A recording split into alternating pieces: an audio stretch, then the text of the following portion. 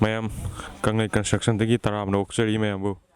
Ma'am ko music lai je Takyel dene ko gi project ama pai bade site ama da Takyel Khongbal da ko music lai stage se kalam casting loi jare beam casting loi re aduga music stair gi ko first flight ka landing ga gi sana bagi casting tawna bagi ko prepare tawri hana music ko form work sari ko yu charak ke mathang PCC flooring lore 1510 over do ma'am na music landing gi form work sari beam casting loi sala beam casting loi jare aduga somna kandana sing le ta loop tana kandana ko stair ko brickwork na to stair ne brickwork na to stair makan semi machine ma ko ni do hawe adu athu matam da koi si slab casting tok salani shuttering gi material lak pa ngai ri yaurani ngasi yeng bui manung juda aduga slab casting tawrani the room ma koi da phang doi je bedroom ani ma phangani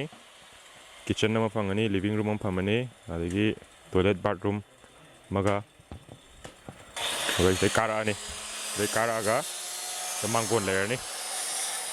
ado da koi gi stair hả oh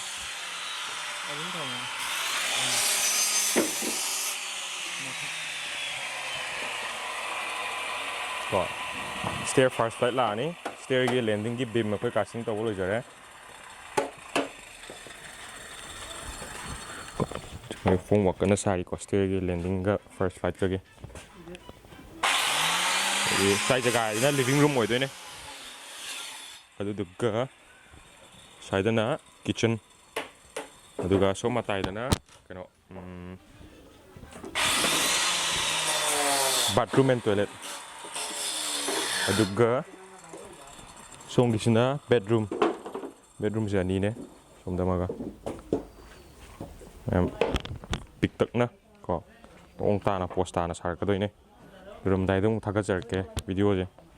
This is not one going process to happen. Ut kita one. Koi kalam ki size 10 inch by 12 inch ne. Beams na depth na 12 inch. Aduh my breadth na 10 inch. Kalam rebar je 16 mm mari ko. Aduh ga 12 mm ni.